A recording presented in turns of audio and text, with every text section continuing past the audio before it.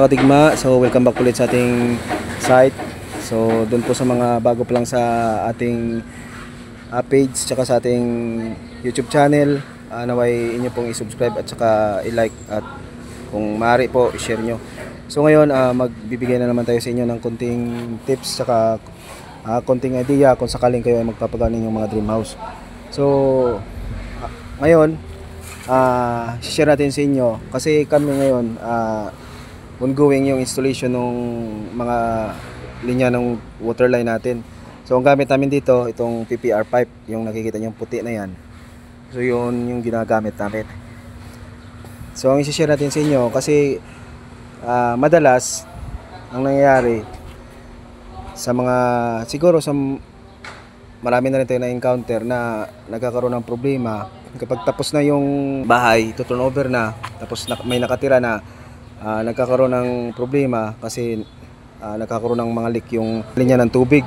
So ayun, napakahirap para sa atin doon sa mga manggagawa na i-trace iyon kasi gawang finish na lahat, na tiles na, natakpan na. So yung ginagawa natin bago natin mag-proceed tayo sa mga pagtatapping sa lahat ng tile works, so tinitest muna natin yung mga linya ng tubig natin. So hindi ibig sabihin na kahit PPR yan, so mas malaga pa rin na tinitest natin para sigurado tayo sa mga fittings niya, sa mga dugtungan niya. So kami, ang ginagawa namin, share ko lang sa inyo, ito ginagamitan namin ng isotest pump. So yung pump na ito, may pressure ito. Kapag binumba mo, magkakaroon ng pressure yung lahat ng area ng pipe na PPR. So magkakaroon siya ng pressure, kakarga siya.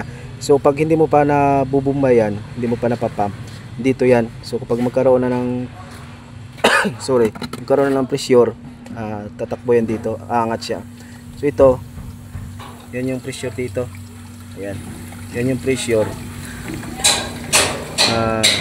Para yan dito sa ground floor natin, itong tinitest natin ito. Ayan, ito ginagamit niya, baka isipin yung ground, ito ginagamit niya, ayan po, nakakonect yan doon sa second floor.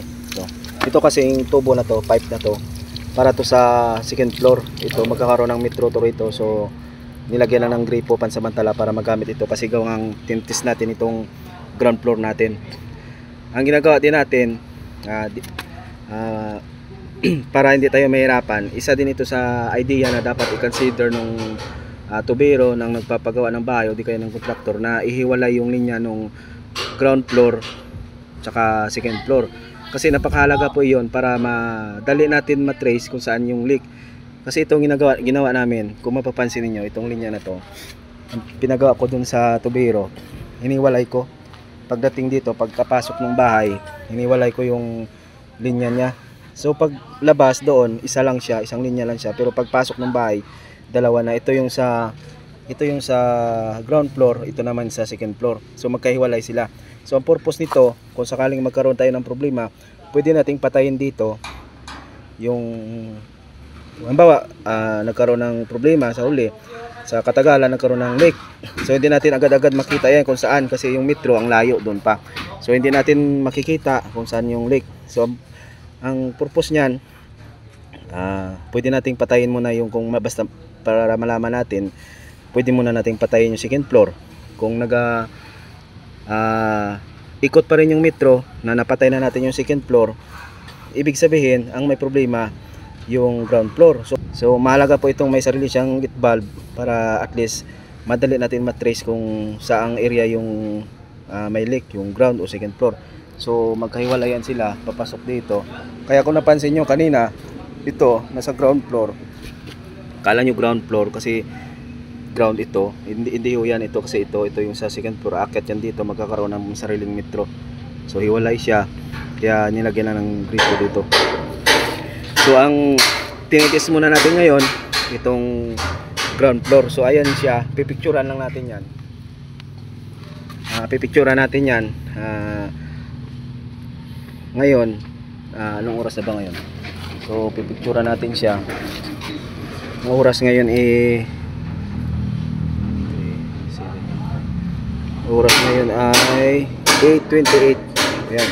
8:28. So bukas Sabado ngayon, so 8:28 bukas ng umaga after 24 hours. So kapag hindi bumaba yan, kapag hindi bumaba yung pressure niya, so ibig sabihin wala siyang leak. So kapag bumaba yan, ibig sabihin may leak yan. So obligado tayo na hanapin kung saan dyan sa mga dugtungan na yan yung may leak.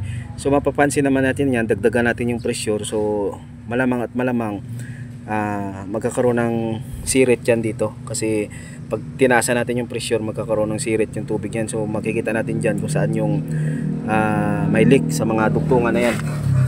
Yan, dito kasi yan papasok dun sa CR, kasi itong may pintana to, dalawang CR yan, saka yan ground yan. So kapag natapos na natin to, na masigurado natin na walang leak yan, itong ground floor natin, so pwede na natin buksan yung gate valve natin doon. Pwede natin mabuksan kasi pinatay natin yun ngayon, yung nakabukas lang yung sa second floor. So yan, napakalagang tip po yan para dun sa nagpapagawa ng bahay, para at least malisin natin yung kaba natin na baka sa huli magkaroon tayo ng problema, hindi natin agad-agad makita yung leak ng mga water line natin. So ayan lang muna ngayon mga tigma. So sana kapag nakatulong sa inyo, naway inyo pong i-like, i-subscribe at saka i-share yung ating video para marami po yung matulungan. So yan lang po muna ngayon mga tigma. Maraming salamat po ulit. Mabuhay po at God bless you po sa inyong lahat.